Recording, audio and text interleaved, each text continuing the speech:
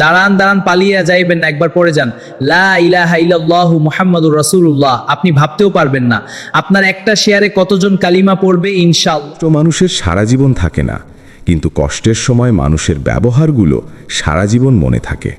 তাই কারোর কষ্টের সময় খারাপ ব্যবহার বা আচরণ করবেন না। কি ভাবছেন লোকের উপকার করে খুব মহান হবেন? ভুল ভাবছেন।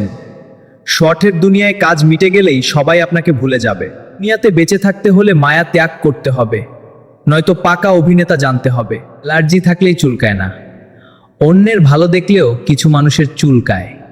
এর সাথে নিজেকে পরিবর্তন করা বুদ্ধিমানের কাজ, না হলে সবাই শুধু আপনাকে ব্যবহারই করে যাবে।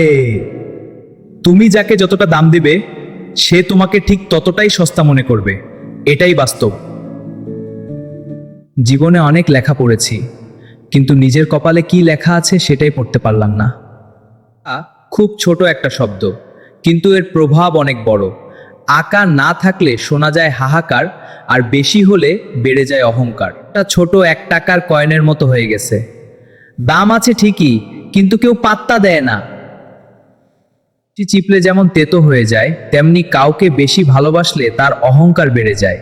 তাই কাউকে তার চাহিদার চেয়ে বেশি ভালোবাসা দেওয়া উচিত না। নোংরা জল যেমন ফিল্টারেও পরিষ্কার হয় না, তেমনি কিছু খারাপ মানুষকে ভালোবাসলেও ভালো করা যায় না। তাই সবসময় মনে রাখো, নিজেকে বাঁচিয়ে চলাই বুদ্ধিমানের কাজ। নদীর এপার ভাঙে ওপার করে। আজ যারা তোমাকে ভেঙে নিজেদের গড়ছে, সময় একদিন দেখাবে তাদের ভাঙবে আর তোমাকেই গড়ে তুলবে। যে ঠকায় সে একদিন অন্য জায়গায় ঠকে, যে কাঁদায় সে অন্য জায়গায় কাঁদে।